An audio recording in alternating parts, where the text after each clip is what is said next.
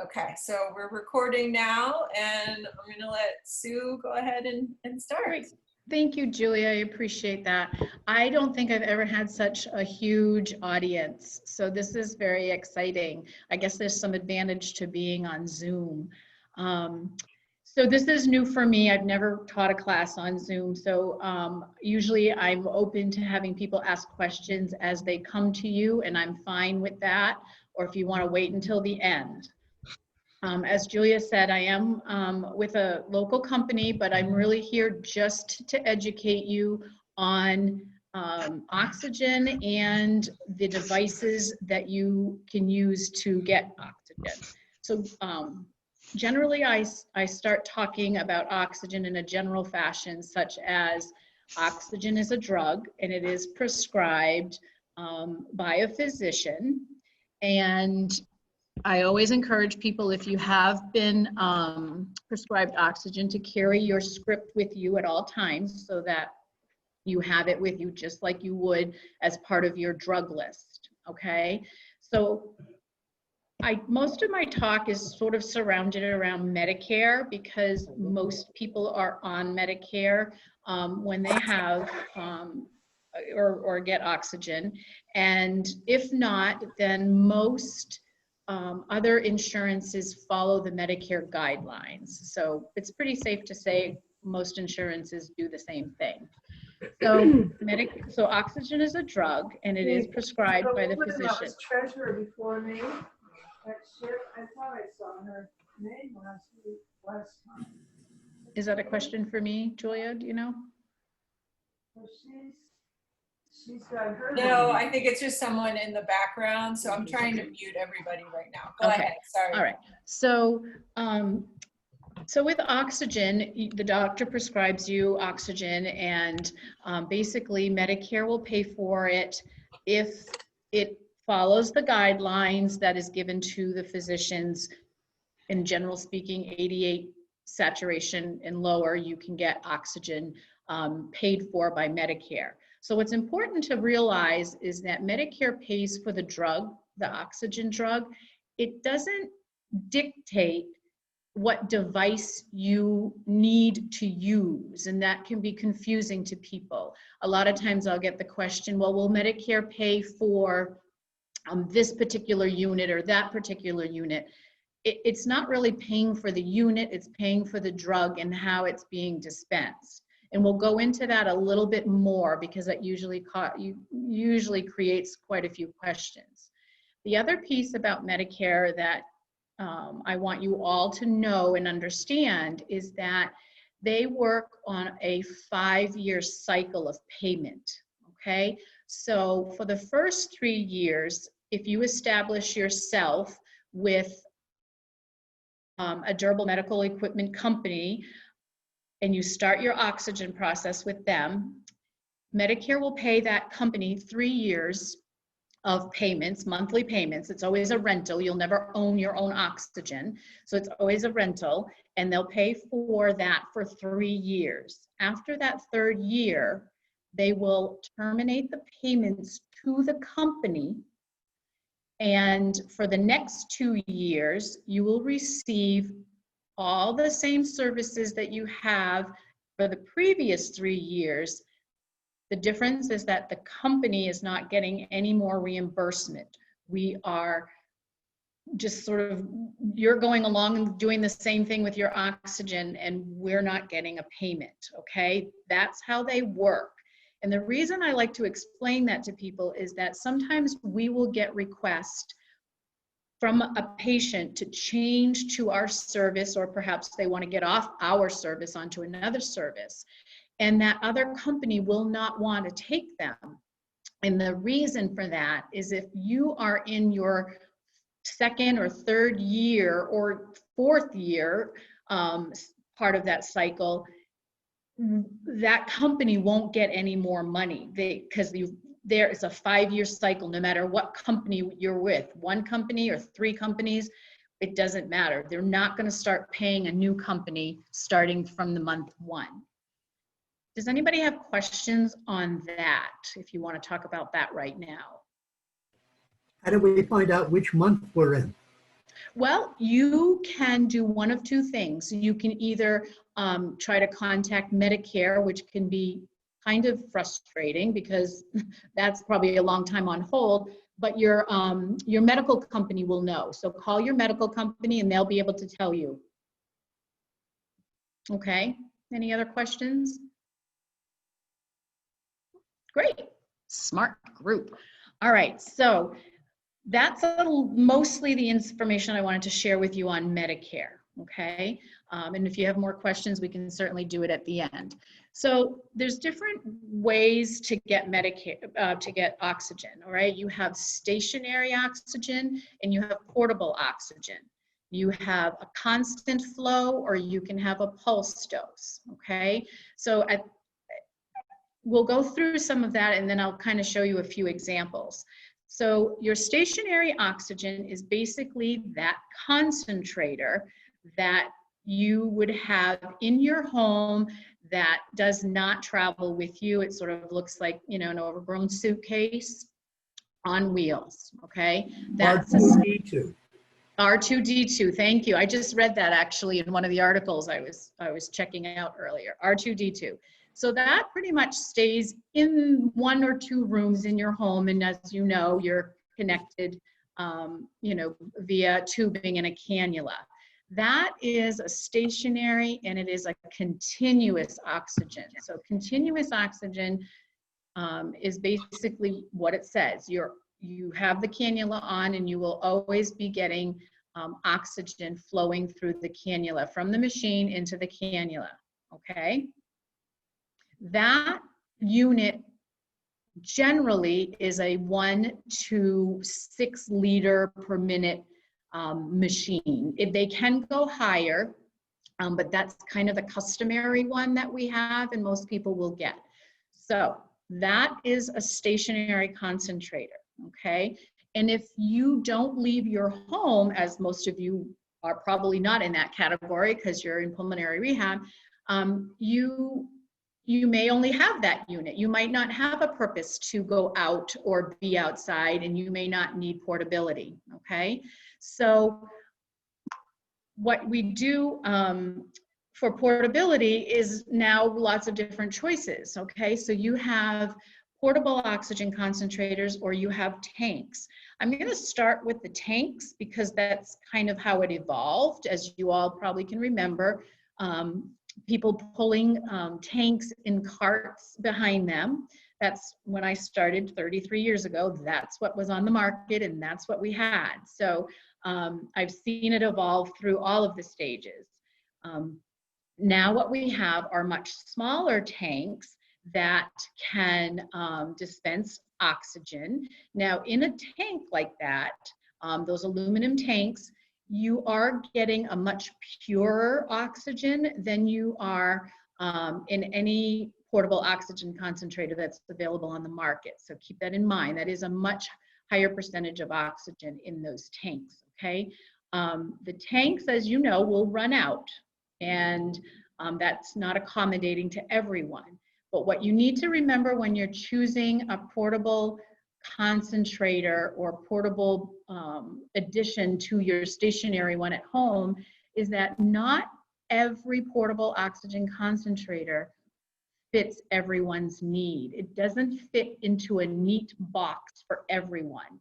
So for example, the tanks that I'm talking about don't fit in everyone's activities of daily livings box, okay?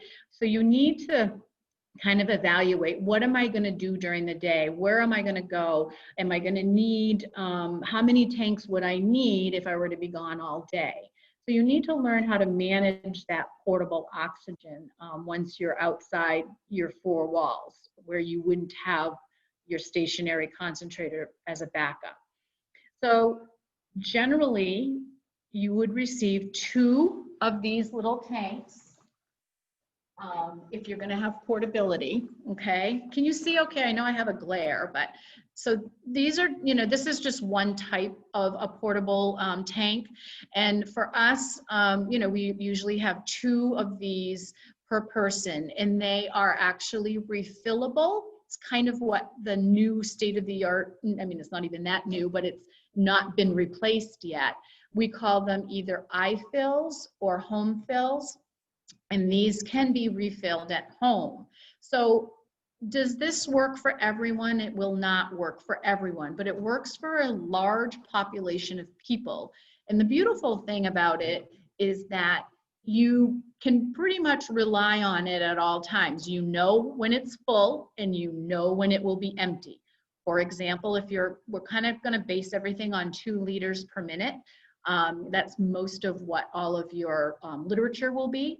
And so 2 liters per minute, you can go for probably 2.5 hours. So if you have 2 of these, perhaps you can get a good 5 hours out in the community, but then you're out of oxygen. So you need to make sure that you're home to get back on your, stationary concentrator and get those refilled.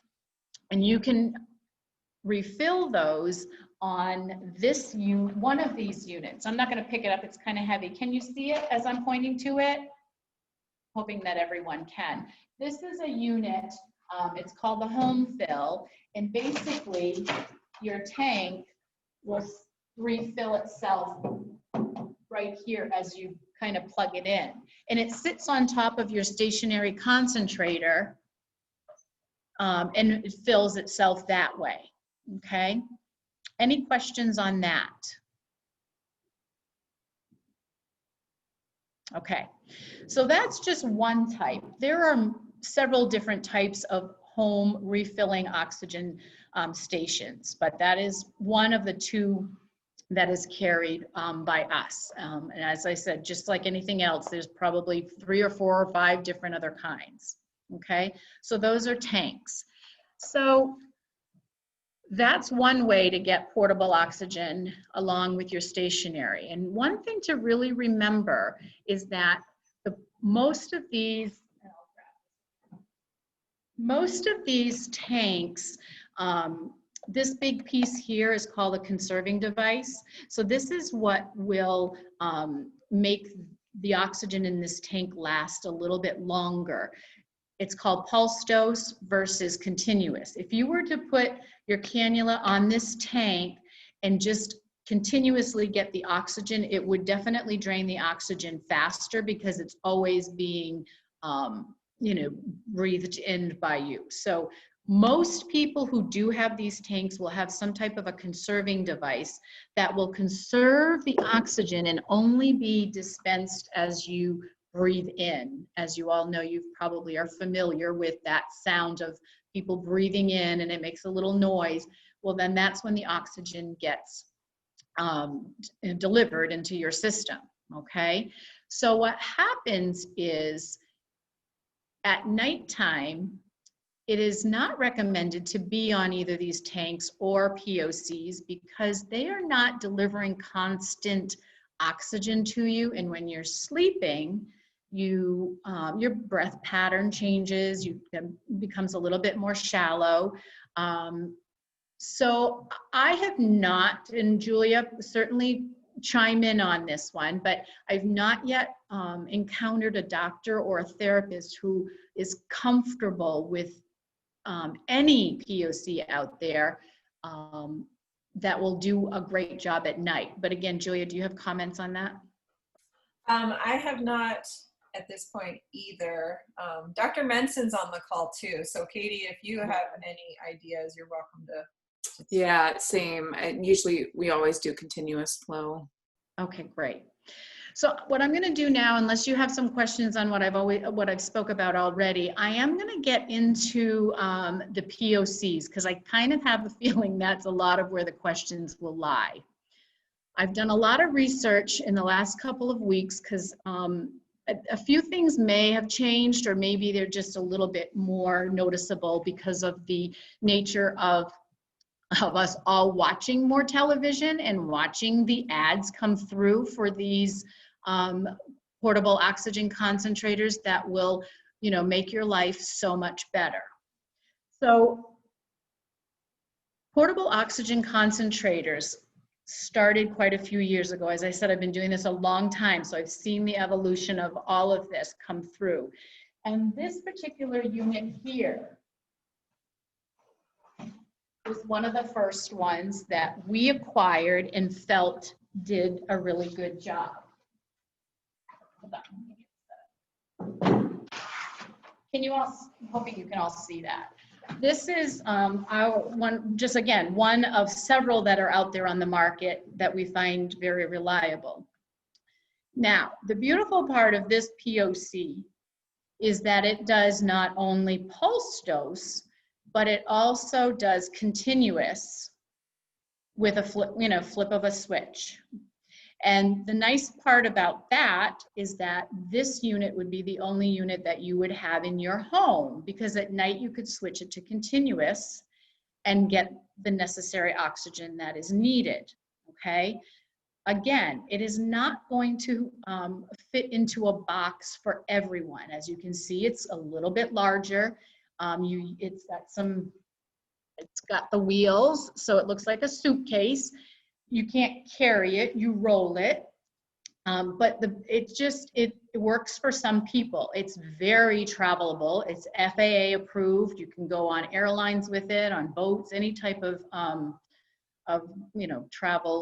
traveling way of going. So it can fit in some boxes for some people, okay? Again, it is not gonna fit for everyone depending on your liter flow. Liter flow is pretty much what dictates what unit you can and cannot get. And of course, that is prescribed by the physician, okay? So that is one that we have that's a great choice, but again, as you can see, it's pretty large. This one is similar. I can probably hold it because it's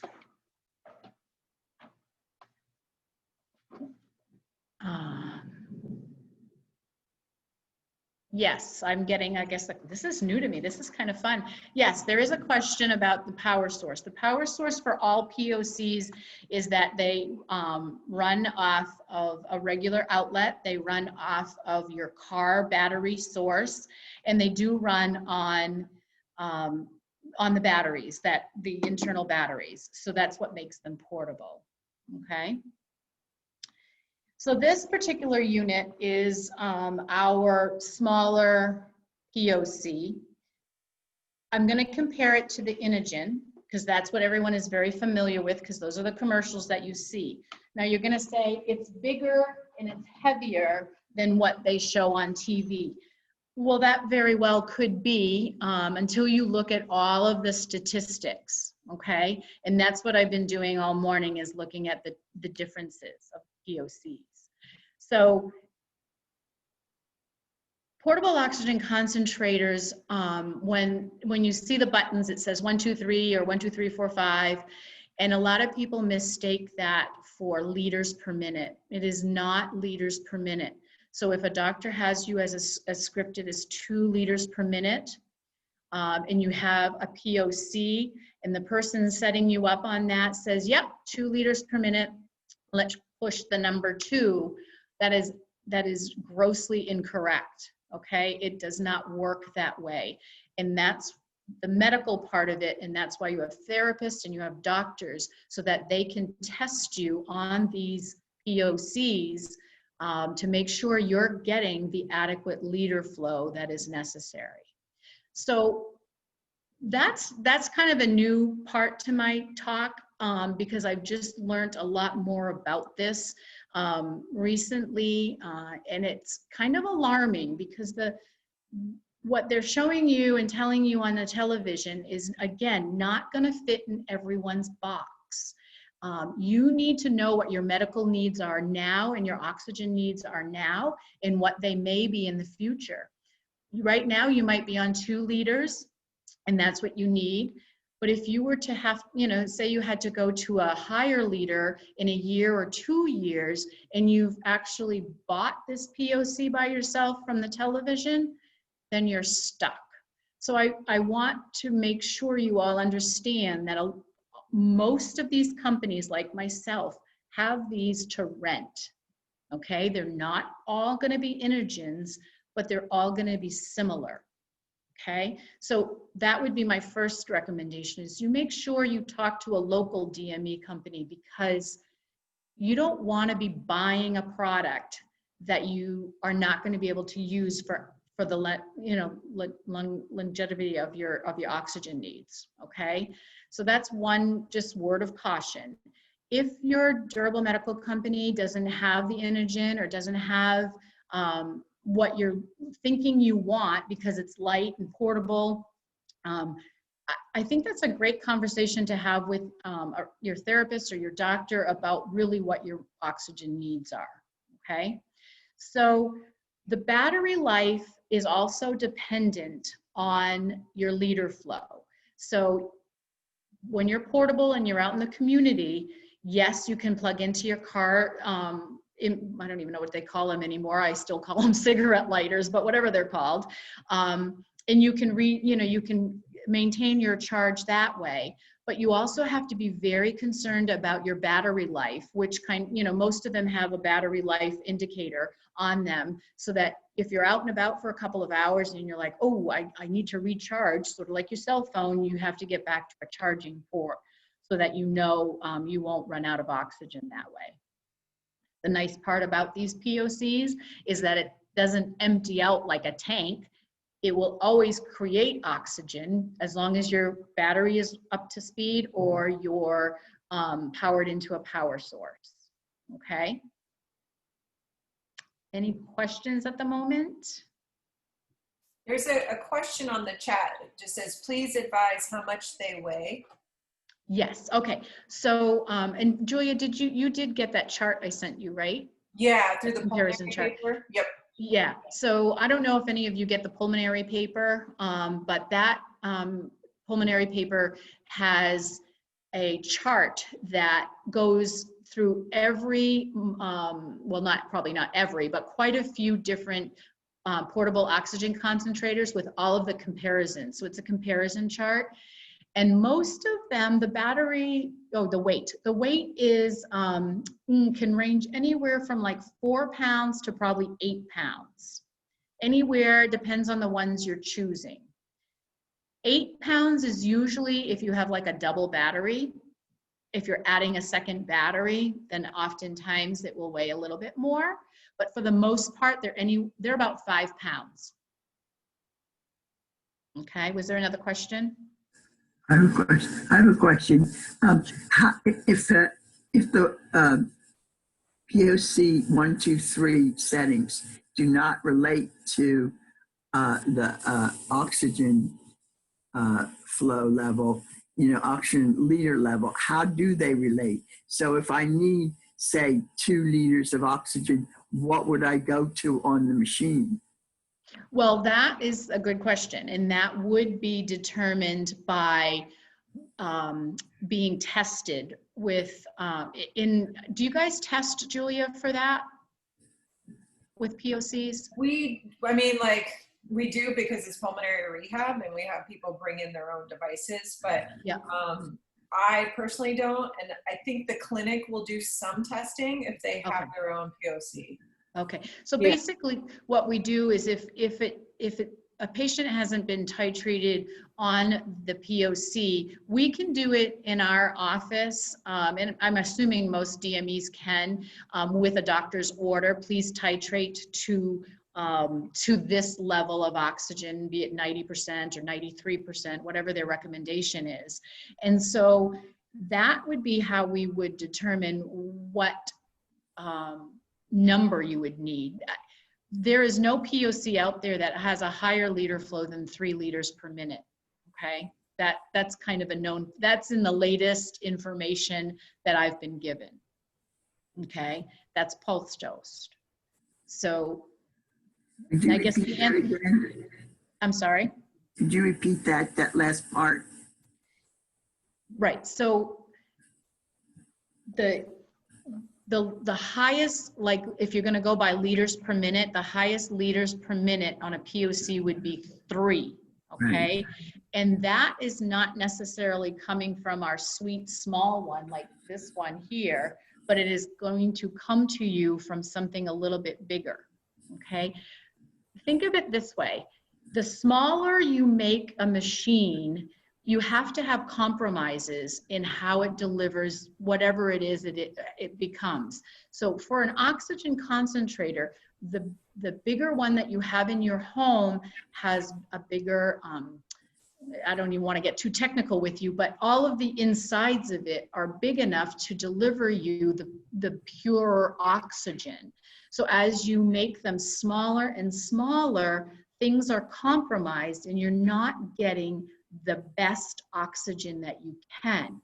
And again, I would never recommend any of our customers to use them at night for that reason, okay? It's just not been proven in any literature that I've tried to find as of late that that's recommended by anybody. Thank you. Any other questions? Our Inogen now has a unit that goes to setting 6, by the way. But Say that again? Inogen has a new unit that goes to setting 6, a portable oxygen concentrator. Okay, I'm missing hear me? missing part of, yeah, I'm gonna turn my volume up. Hold on a second. I'm sorry, go ahead. Inogen has a new unit that goes to a 6 setting. To 6? But 6. But again, how do you tell if you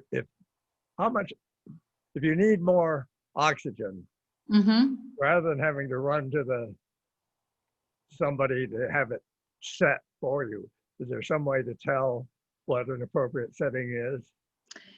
I don't believe that you can do that on your own. I do think that is a medical intervention in how. So you're right. So the newest Inogen does go, it says 1 to 6 settings. Okay, that's the settings. So that 6 would never be more than 3 liters per minute. Hold on, I have my little chart here in front of me. Let me see if it converts it. So, not quickly. That would have to probably be done in like a pulmonary rehab class with your unit so that they can determine what you're actually getting for oxygen. One of the Well, examples. your numbers are good at setting 3, let's say. Isn't that a reasonable measurement? Well, if your setting is at 3 liters or the number 3, No, number technically, 3. the, Now, just the setting 3, whatever that is. But if you are on 3 on the portable and your oxygen is the 90s somewhere, you should be okay, correct? that is correct. That is But if generally you're- correct, but that would be up to your But doctor if to you're generally determine. dropping below, then you need to crank it up. I mean, that's the way I Right. kind of do it. You can do that as long as that is the sufficient amount of oxygen that you need. Again, that is not anything that I can determine. That would be something that you want to get that machine and you check on together. Okay. So again, there's all kinds of different types of POCs out there. This particular chart that is the 2020 POC comparison chart I did send to Julia, so she can certainly send to you via email if she would like. It's a really great chart. It goes through not only the small POCs like the Inogen, but it also goes through comparing the larger ones as well. I just get very concerned when people just decide to buy them off the internet or whatever it is, because you just don't know if it's going to work for you for a long time. It's very concerning. One of the other things about it, one of the other claims Inogen makes is you can replace the sleeves by yourself. Is that true of others? That we can replace the what? In other words, the tubes that convert ordinary air into oxygen, however you pronounce it, sieves, those tubes that somehow create oxygen, concentrated oxygen out of the air. But they wear out. And I've read, and they need replacement. And at least Inogen, you can buy those and replace them yourself. And I didn't know if that was true of other units. I'm not really aware of that. I know that if you rent any other type of oxygen device from any medical equipment, then of course it becomes their responsibility to replace any parts that don't work. I am not familiar with Inogen and how they work mechanically, so I can't really speak to that.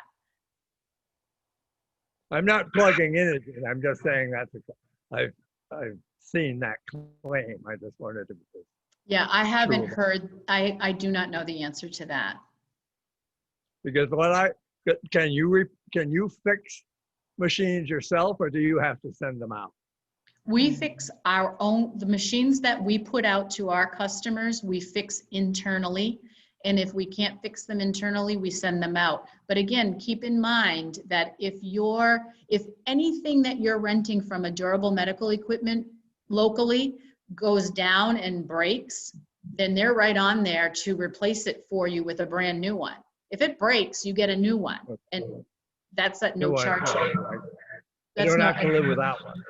Of course not. Oxygen is considered a 24-hour, 7-day-a-week service because it is a lifeline. Any other questions? I see one about removable batteries, and yes, they're all removable. And most companies will give you that small POC with one battery. Medicare will only rent one battery. If you want to purchase other batteries, you can purchase as many as you want. Most airlines will require that you have 2 batteries per flight, just to have one just in case. So that second battery becomes a purchase on your end. Like airlines, I'm sorry. Mm-hmm. Don't be sorry. Airlines usually demand that you have enough oxygen for 2.5 times the longest leg. Okay. Okay, so if you have a 3-hour flight, you will have to have like 6.5 or 7 hours worth of battery life. I've never find that they checked it. They just asked, "Do you have enough battery?" I said, "Yeah." That's, they figure, what the hell, if you die on the plane, they just throw you off the end. I'm sorry, Right. and I have some questions. What does Medicare pay for? So I have an R2D2 unit Yep. sitting in the house. Now I want to get a POC. Mm-hmm. What does Medicare provide? Okay, good. That's a very good question. Thank you. Sometimes I get derailed. Okay. Medicare will provide and pay for like the R2D2 in your room, because that's just a general oxygen. Okay. If the doctor also writes a script that they want portability, okay, this is where it can get tricky. The portable part to that is you can get portable tanks such as this, okay? Yeah. Or you can get a small portable unit like this, okay? Or you can get this unit, this bigger unit right here as your 2-in-1. Remember, that does the same thing the R2D2 does and the portable piece.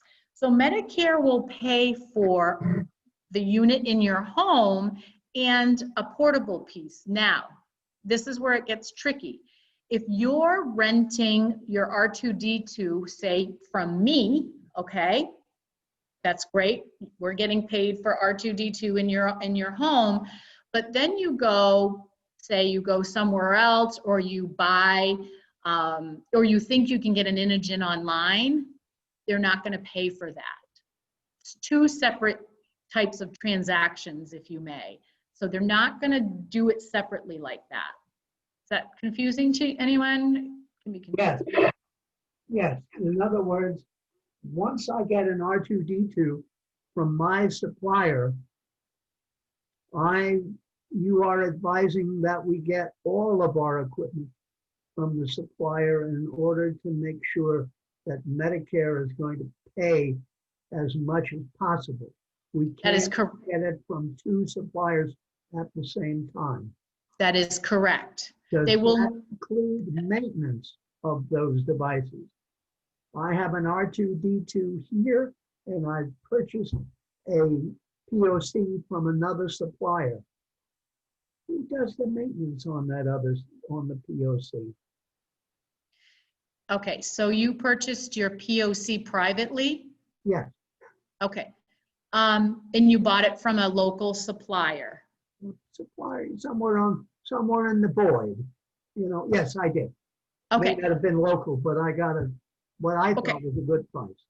okay. So that is a question for whoever you bought it from. My understanding is if you buy something online, they will help you repair it, but you got to send it back and then they send you one. Can I So- pay you to do it? No, we will not. We are, and I only speak for us in this case, is that we will only repair the units that we supply because those are the ones we know best. We are not going to pretend that we know the inside of an Inogen. We do not. So we only repair what we sell or rent.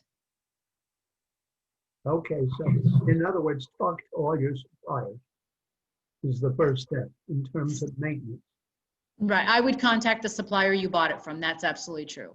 You know, because when I looked at this small device, the POC, the small one, when you say you got to send it back to him, that's doable.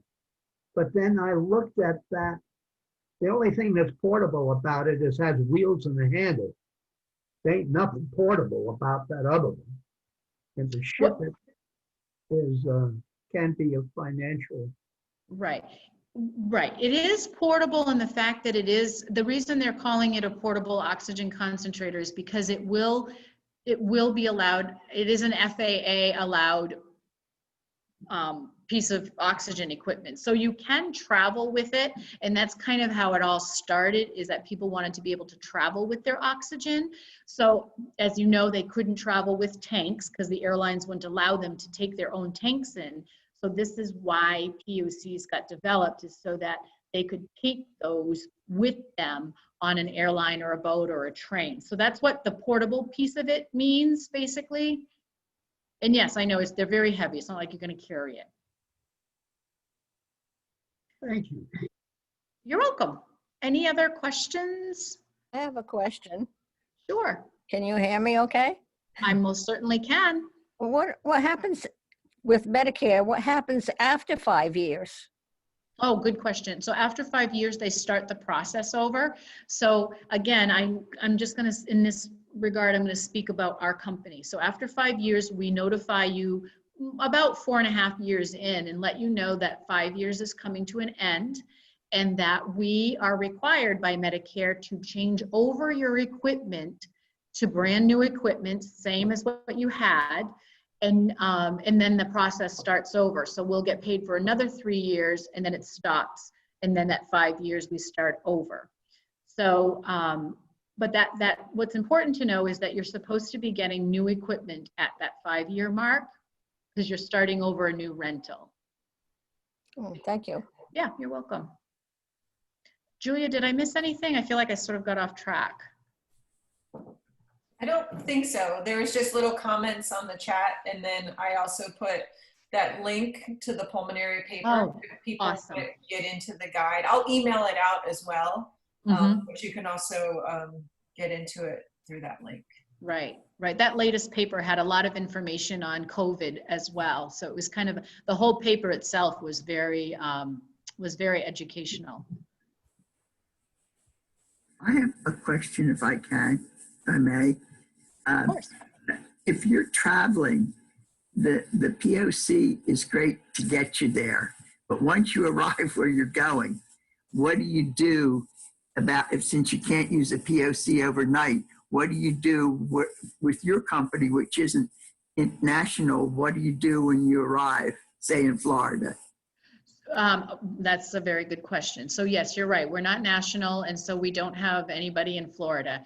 We associate with small businesses throughout the country, like us. We're considered a small business, and so what we can do is we can before you leave for your travels, you would notify us, and we could give you names of small businesses such as ours in the area that you would be in, and you could contact them. If it's a long stay, then you would want to establish and probably get one of those R2D2s for wherever you're staying. Now keep in mind that that would be a private purchase for you, because it would be a different company that you're trying to get that R2D2 from. Okay, because at home, let's just, for example, say you're in Vermont and you have R2D2 in your living room, and you take your portable to Florida for 3 or 4 months, and R2D2 stays in Vermont. Okay, Medicare is still paying for that while you're in Vermont. So if you go to Florida and you want that stationary concentrator for Florida, that piece of it will be a private rental from the local company. Okay, so there is a little bit of a difference between us and a national company. In a national company, they would probably just set you up with another one, as they should. If you're dealing with another company, though, do you need a new script for them? Or can they contact you and you say, this person has been approved? Right. You would need a script so that I know that we always want to see a prescription for oxygen, whether it's a private pay or not. So keeping in mind that you'll be privately paying, it depends on the company. If someone comes to us at the front door and says, I want to rent an oxygen concentrator, we want to see that prescription because we need to know what liter flow it needs to go on. So that's our protocol. That doesn't mean it's everyone's protocol. And I think you can ask if you are a patient at the pulmonary clinic, they can fax your script to another company. Perfect. And what's a ballpark figure of the price if you do that on a personal pay?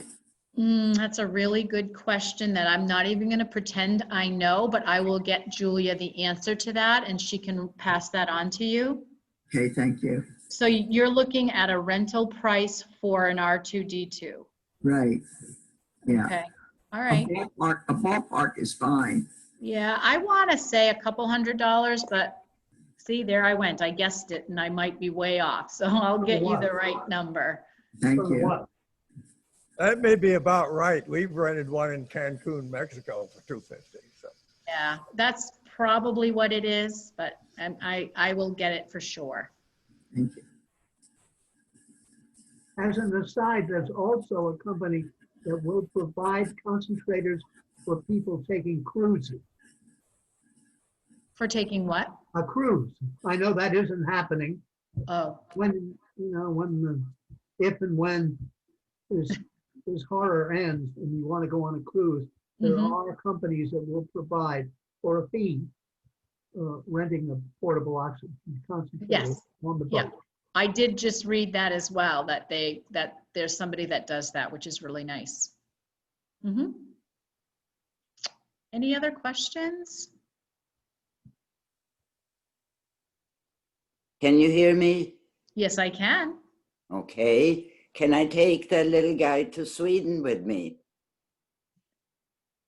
Can you, the little portable oxygen concentrator to Sweden with you? Yes. Well, I would go and see my sister. And I actually just read an article on that this morning, that you would need to be tested specifically for high altitude, right? I believe there's a change in altitude. So you would need to be tested on your unit on this high altitude. I don't even know how to do it, but Julia, do you? I can chime in. We do have a special way to do testing. It's more formalized for more like people, commercial airline pilots and stuff like that. We can use some data to kind of extrapolate what settings you're on, and then usually it's just going up by, if you're on continuous flow, going up by 2 liters. So a portable oxygen concentrator may not be enough. We may need to get you travel canisters. but while I'm there, can I just, would it last me while I'm there, this portable machine? I would, like, if you actually didn't travel with it, but used it once you were in Sweden, Yes. then yes, I do want to say that it If I would. may interject, remember, they're not on 110 AC. The Right. brick Right. itself has. Yeah, I know two I know One about the plug. converter. Yeah. Yeah, Yeah, well, you would you can get from the supplier a 220 plug that will plug into your brick. And then you don't have to worry about the converter. Oh, Because okay. the brick also will support European current. Okay, but you need the other side, you need the other part of the pigtail, I guess you'd say, to have it work. Right. I would suggest that if anyone is traveling, that you plan your trip as far in advance as you can to make sure you have all the pieces. Not every medical equipment supplier will have all those pieces on hand. Some may be a rental, some may be a purchase. So you just want to make sure that you have all those pieces together and you have what you need before you get going on your trip. Thank you. And the one other thing, if again, I'm sorry to keep interrupting, you may want to call the manufacturer or contact the manufacturer of the device you're using to see if there are people in that host in Sweden, for instance, that you can talk to if something goes bad. That's a good idea. Thank That's you also very a much. very good idea. You need to be a travel agent, Mr. Gillum. Well, my wife has been trying to throw me out of the house for years, but is that the same thing? No, I'm sorry. Any other questions? I'm not sure. I know there's a doctor on. Do you have any concerns with any of things that I have mentioned? Are you? No, this is great. This is Great. perfect. And I think the ultimate thing is, if you're not sure, the clinic can always help field whether it's a DME question or whether it's something we can do or answer, testing we can provide in clinic. Right. And Julia, I'm happy with you sharing my my email and my contact information. I'm happy. This is really what I love to do, is to educate. And you're my first class since COVID, so it was very exciting for me to be back in the saddle and teaching people about it. So I'm happy to help. And if I don't know the answer, I will certainly find it for you. It doesn't matter to me whether you're with our company or not. I think it's just important for you all to make the right choices for your medical needs. It's a big investment. It's a big investment.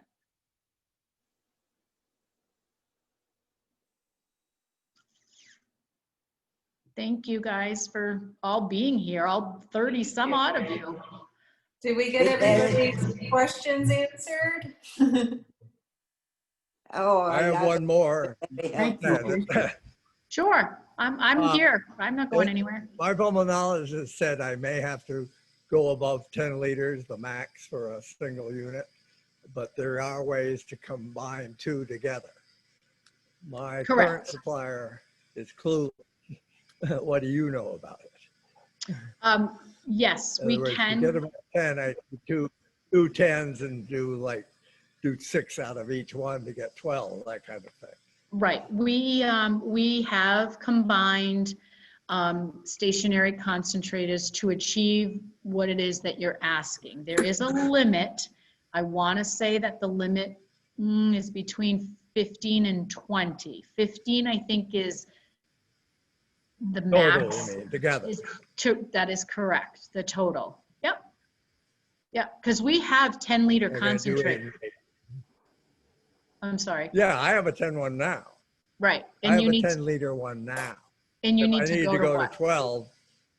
Yep, we would just piggyback it on. Yet. Yep, we would piggyback it on another one. On what? You dropped out. We call it piggybacking. We would connect it to another one so that you could get that 12 liters. Yes. And it would be stationary. It stays in your home. We don't have that. Yeah, right. Yep. Yep, But that is. now, does that change the cost? to me or to you? Or is that all Nope. covered by Medicare? No, if that's what your script is reading and that's what your doctor is providing, no, it's still covered under Medicare and it would be the same. Mm-hmm. Thank you. Yep, you're welcome. I have a question about the cannula. I've noticed that some manufacturers have a tab up near the nose piece. I'm wondering, what does that tab do? And should it be facing towards the face or away from the face? I'm gonna go grab my cannula. Hold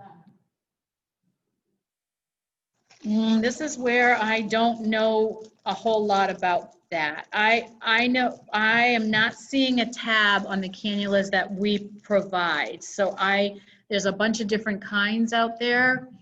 That would probably be a Julia question or your DME company question. I don't know the answer to that, sorry. So the tab just helps to hold it so that it doesn't flip around. So the tab would rest kind of on the little indent above your lip. And so, because sometimes, you know, the cannulas will flip depending if the tubing twists and stuff like that. So remember, we want the prongs to be pointed towards you. So if you can see my fingers, prongs pointed in towards you, not up, because otherwise, if it's the other way, the oxygen just blows towards the top of your nose. And so, first of all, prongs in, and then if the tab is not like, it's not a necessary thing, it's just a preference thing. You know, people tend to find their favorite nasal cannula. Some are softer, some are more rigid, different things like that. So if you like the one with the tab, then you can check with your DME and see if they supply those. And if not, chances are you can find them on the internet if you really like the tab. Thank you. Yeah. Any other questions? We have just a few minutes left. Did we get everyone's questions answered? Wow, I'm impressed. That's a Yeah. lot. Yeah, This that's is a great. big group. So It's a that's very big group. awesome. I just wanted to say I'm not on oxygen, but this is really, really informative. Thanks very much. Oh, you're welcome. Yeah, it's very important to be informed, even when you're not on oxygen, because it's just, you become a better consumer. Mhm. Thanks. I just want to say thank you as well, because you've explained a lot of things that I didn't know, even though I'm already on oxygen. So this was helpful. Thank Good. you. I'm glad that was helpful. Okay. Well, thank you so much, Sue. This is, I you're always welcome. learn things from you every time as well. So Yeah, well, it's kind of fun. As I said, you know, I'm kind of stuck home too in sales. I'm not making sales calls anymore. So I am filling my time by learning a little bit more. So I even learned a few things this time. So thanks. I appreciate all of your time. You all stay very well. yeah, thank you. Thank you. And then I do have a little mini announcement, you know, once Sue, you're done. If you want to Yep. say it, you're welcome. No, that's great. You take care now. Bye-bye. Okay, thank you. All right, so let's get this back. So my announcement or my exercise, I sent it out in the email, is that we are in the process of making lots of videos. And some of you already know that. Some of you have done pulmonary rehab on Zoom with us. And by request, people have been asking us to make exercise videos. So we made our first exercise video, myself, Tony, and Diane. And this is the pulmonary rehab exercises that you were taught whenever you went through the program. And I'm still doing the video editing, which is another hat that I'm wearing. I'm learning how to edit videos, which is kind of fun. So I'll be publishing that on YouTube, hopefully sometime by early next week, and I'll send it out to everybody. I know there's a few of you that I don't think I have your emails, but if you, I'll send it to to Dr. Menon's group as well. But I would just say it is recommended if you've never done these exercises before. First of all, check with your doctor, make sure it's okay. And maybe watch them first before you just kind of jump right in and start doing them. But we do have it broken down into the warm-ups, and we do a version of if you have a shoulder injury, we do it slow, we teach you, guide you through it. We do the stretching exercises, which I can't speak highly enough about. You guys know my deal with the mechanics of breathing, right? So if we can access the rib cage and these other muscles and get them to open up more, then we might be able to breathe a little bit better. And then we do the weightlifting and the lower extremity as well. So you'll see the whole package out there, and I'm going to try and edit it so it's in different sections. So if you don't want to go through the whole thing, say you just want to do stretching, right? Because we encourage stretching all day. Let's see, Cece, can you mute yourself? Because I think you keep popping up. There you go. Sorry. That's okay. So I'll get that out to you. It'll be on the YouTube. Many of you are familiar with that already if you did the Zoom. So that was my big exciting news. And then just to remind you the importance of doing whatever you can during this time. So I realize this weekend might be our last blast of heat for Vermont. So if you have the ability to get outside and walk, I would encourage you to do so. I know one of our recent participants said, gosh, you guys really push this walking thing. And we push it even more now because we're on Zoom. But walking is part of life, and your lungs appreciate that kind of movement. So walking around your house, if you can walk outside, come up with a plan and do your best to stick to it, even if it means doing the video exercises. If that's where you start, then that's fine. And of course, you know how to reach me if I can support you with anything, or you need guidance on where to start. Maybe it's been a while since you did the program and you're a little nervous about getting back into exercise. Please reach out to me. Does anybody have any questions or thoughts? How do we find these videos? Right now, I'm just putting them on I started a YouTube page just for Pulmonary Rehab, and it's just under my name, Julia O'Shea. There is another Julia O'Shea, and she's a child gymnast. So if you see that one, that's not it, not the child gymnast. But they are all mostly dedicated to pulmonary rehab. And then I also post these support group recordings on that site as well. So I'll send out the link for the recording for this talk that we're doing. So if you want to go back and you're like, what did Sue say about the 5-year contract, you can go back and watch it again. Any other questions? So good to see everyone, even if it's only on Zoom. It's probably easier than having to come into Tilly to see us. All right, well, keep up the good work, everyone. And I'll get those videos out to you. Hope that helps. And then just let me know if you need anything else. Thank you. You're welcome. Thanks, Julia. Thanks. You're welcome. Thank you. Thank Julia. you.